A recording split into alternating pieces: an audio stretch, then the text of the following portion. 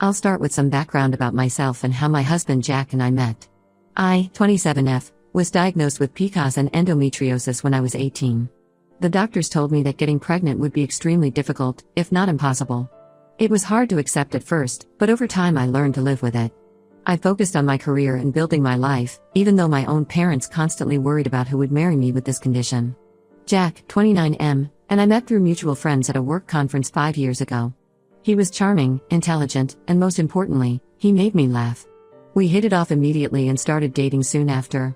On our third date, I decided to be upfront about my condition. I remember that night clearly. We were having dinner at a small Italian restaurant, and I was terribly nervous about telling him. But Jack surprised me with his reaction. He held my hand across the table and told me that having biological children wasn't a deal-breaker for him. He said he was more interested in finding the right partner than in having biological children. We dated for 3 years before getting married. During our dating period, we discussed our future extensively. Jack suggested that we could always adopt or try other options if we wanted children later. His acceptance and understanding made me fall even more in love with him. We got engaged after 2 years of dating, and that's when I first met his family properly. His mother Sandra seemed nice at first, but there were small red flags that I ignored. She would make comments about how important family was and how she couldn't wait to have grandchildren. During our engagement, she constantly talked about how cute Jack was as a baby and how she hoped our children would look just like him. I should have addressed it then, but I was so focused on the wedding preparations that I let it slide. Our wedding was beautiful, though Sandra did try to take over the planning several times. She insisted on inviting distant relatives I had never met, saying they all needed to be there to welcome the future mother of her grandchildren. Again, I chose to ignore these comments for the sake of peace. The first year of our marriage was wonderful.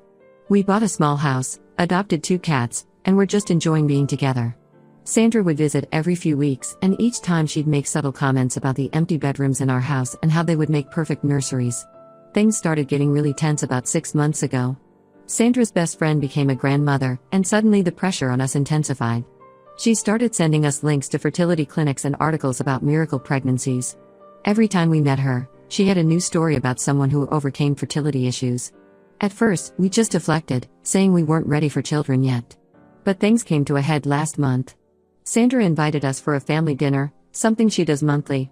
Everything was normal until after dinner when she cornered me in the kitchen while I was helping her with the dishes. She started asking very personal questions about why we weren't trying for children yet. She wanted to know if we were using protection, if we had gotten fertility tests done, and if I was taking any supplements. I tried to change the subject several times, but she wouldn't let it go. Finally, feeling cornered and uncomfortable, I told her about my condition. Her reaction was explosive. She dropped the plate she was holding, and it shattered on the floor. She started screaming about how I had deceived her son and ruined his life. She called me selfish and manipulative, saying I should have told them about my condition before the wedding. When Jack heard the commotion and came into the kitchen, Sandra turned on him. She was crying and telling him how I had trapped him, how I had stolen his chance to be a father. Jack tried to explain that he had known about my condition all along, but this just made her more furious. She accused me of brainwashing him and said he was too young to understand the importance of having children when he made that decision. Jack's father Tom, who had always been quiet and pleasant, came in and tried to calm the situation. But when Sandra told him about my condition, his face changed too. He looked at me like I had committed some horrible crime. He started talking about how important it was to carry on the family name and how Jack was their only child. The situation got even worse when Sandra brought up Jack's cousin Mark, who had recently divorced his wife because she didn't want children.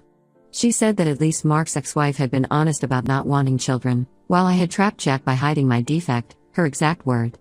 Jack was furious at this point. He told his parents that they were being ridiculous and that he had made his choice with full knowledge of everything. He said he loved me and that having biological children was not more important than our relationship. Sandra then said something that really hurt. She said that Jack would grow to resent me, that one day he would wake up and realize I had robbed him of the chance to be a father, and by then it would be too late. We left immediately after that, with Sandra crying dramatically and Tom standing there shaking his head disapprovingly. Since then, Sandra has been on a campaign to save her son from me. She's been calling our relatives, telling them her version of events where I'm the manipulative woman who trapped her son by hiding my infertility. She's even reached out to Jack's ex-girlfriend from college, Amy, telling her that Jack made a mistake in marrying me and that they should reconnect. Jack has been incredibly supportive through all of this, but I can see how much it's affecting him. He's becoming stressed and distant, especially when his phone rings multiple times a day with calls from his mother. He started letting most calls go to voicemail. Tom has also been calling him regularly, trying to convince him to think about his future. I know I did nothing wrong. I was honest with Jack from the beginning, and we made our decision together. But I can't help feeling terrible about causing this rift between Jack and his parents. They were always a close family, and now that relationship is strained because of me. Jack keeps telling me it's not my fault, but watching him lose his relationship with his parents is breaking my heart. Update 1: The situation with Sandra has gotten much worse than I could have imagined. What started as phone calls and family drama has now escalated into something that's affecting both our personal and professional lives. Last Wednesday, I was at work when I got a call from Lisa, one of Jack's co-workers who I'm friendly with. She called to warn me that Sandra has shown up at Jack's office with his ex-girlfriend Amy. I felt my stomach drop when Lisa described how Sandra was walking around the office, introducing Amy to everyone as Jack's future wife and telling people that Jack and I were getting divorced. According to Lisa, Sandra had dressed Amy up like she was going to a business meeting and was telling everyone that Amy was a successful pediatrician. She's actually a high school teacher who could give Jack the family he deserved. She even had photos of Jack and Amy from college that she was showing around the office. Lisa said most people were uncomfortable and trying to avoid them, but Sandra was persistent, even trying to get into Jack's office to surprise him. Thankfully, Jack was in an important client meeting off-site when this happened. The office receptionist, who knew about our situation from previous incidents of Sandra calling the office, refused to tell Sandra where Jack was. She'd also asked them to leave when they had been waiting for over an hour, saying it was against company policy to have unauthorized visitors loitering in the office. When Jack found out about this later that day, he was furious. He immediately called Amy to find out what was going on. It turns out that Sandra had been in contact with Amy for weeks, feeding her a completely false narrative. She told Amy that Jack was miserable in our marriage, that I had forced him to cut contact with his family, and that he had confided in Sandra about wanting to reconnect with Amy. Amy was mortified when Jack told her the truth. She broke down crying and apologized profusely, saying she had no idea about the reality of the situation. She explained that Sandra had shown her old emails from Jack, from their college days, and convinced her that Jack still had feelings for her. Amy admitted that she had been vulnerable to Sandra's manipulation because she had recently gone through a bad breakup, and the idea that her college sweetheart still cared about her had been comforting. The workplace incident caused significant problems for Jack. People started whispering behind his back, and some of his colleagues began treating him differently. One of his team members even asked him directly if he was planning to leave me for his ex. Jack had to schedule a meeting with HR to explain the situation and ensure that Sandra would not be allowed into the building again. But the workplace drama wasn't even the worst part. Yesterday, we discovered that Sandra had been spreading vicious lies about me in our community. She told people at her church group that I had been lying about my condition and was secretly taking birth control pills because I didn't want to ruin my figure with pregnancy.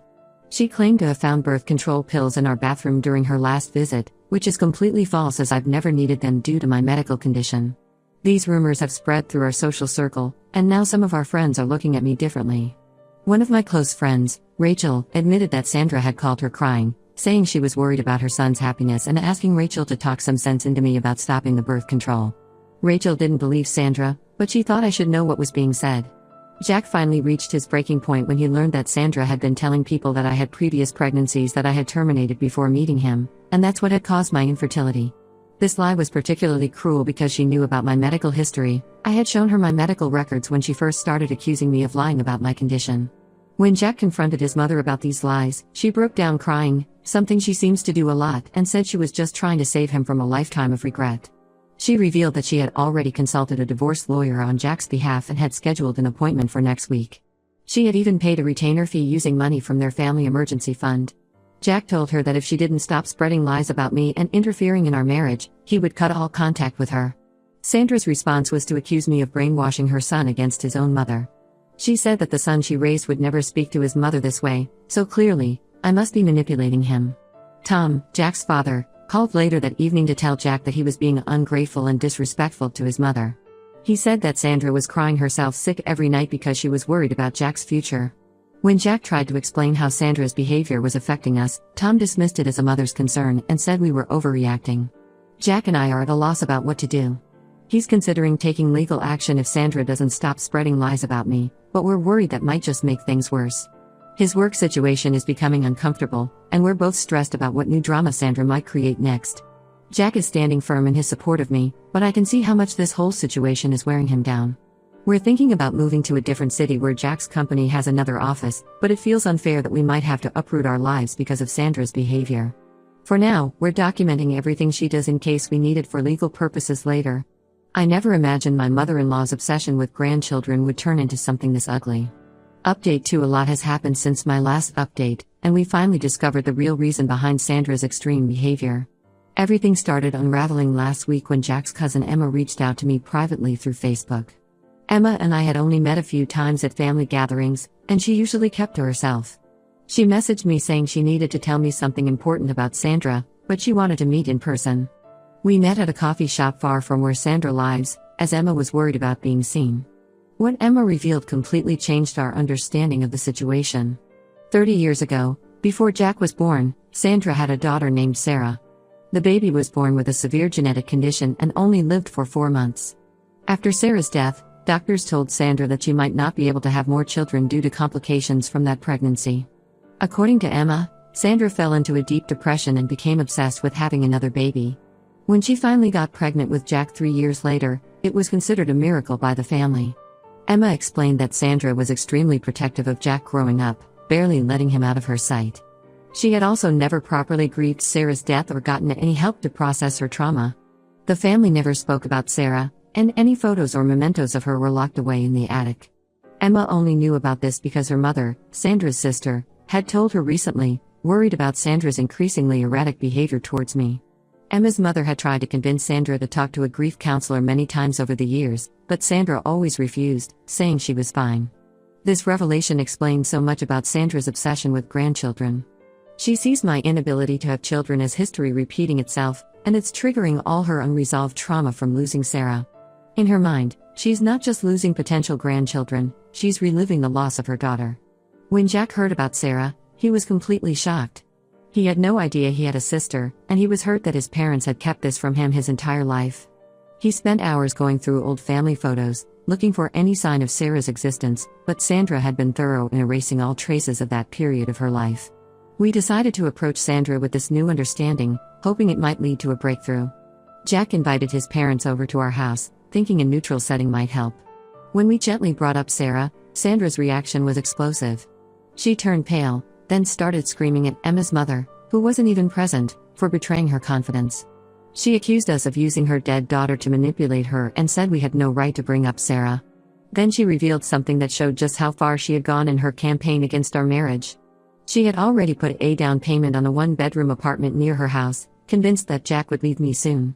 She had furnished it with some of Jack's old furniture from their attic and had even started telling her friends that Jack and I were already separated and living apart. She had created an entire fantasy where Jack would leave me, move into this apartment, and then quickly find someone else to marry and have children with.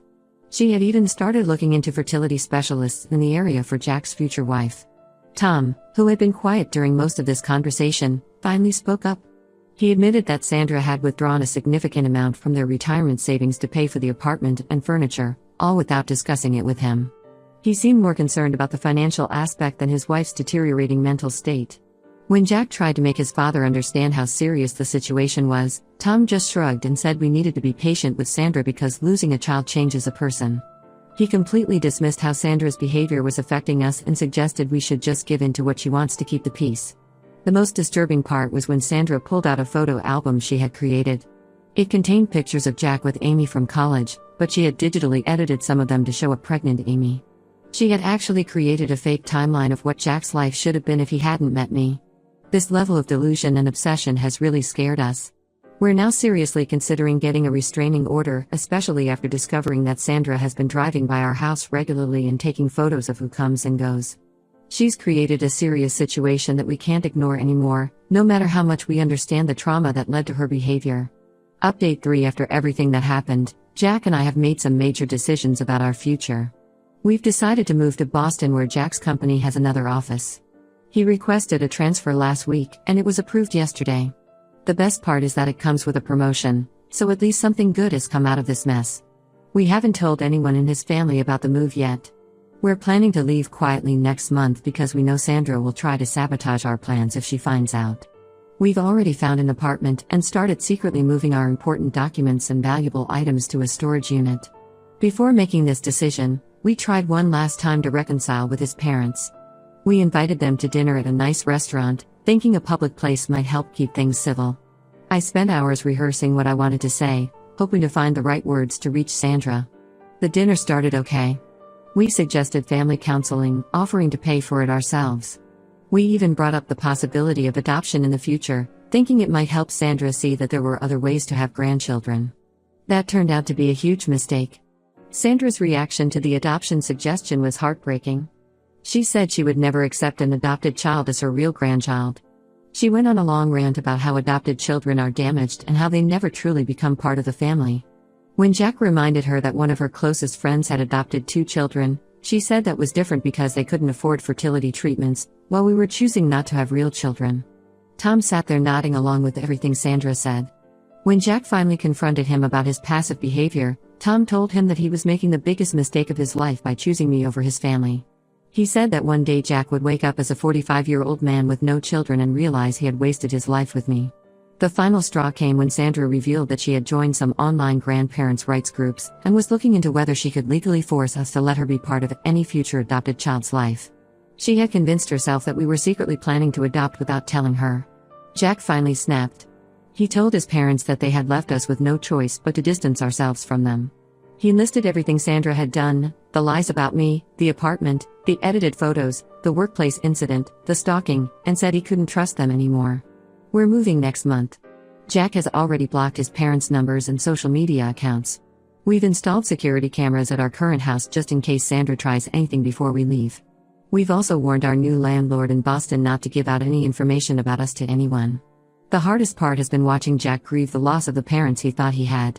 He keeps saying he never realized how conditional their love was until now. Yesterday, he found some old family photos and just sat there staring at them for hours. Emma has promised to keep us updated if Sandra's behavior escalates further. She told us that Sandra has already started telling people that I forced Jack to move away, and that I'm isolating him from his family just like she predicted. At this point, we don't even care what she says anymore. Sometimes the only way to deal with toxic family members is to remove yourself from the situation entirely.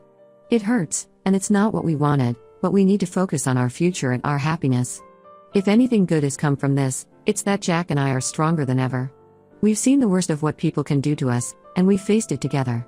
Maybe someday, if Sandra gets professional help and shows real change, we might reconsider our relationship with her. But for now, this distance is necessary for our mental peace and our marriage. This is probably my last update. Thank you to everyone who has supported us through this journey. Sometimes the family you choose is better than the family you're born into.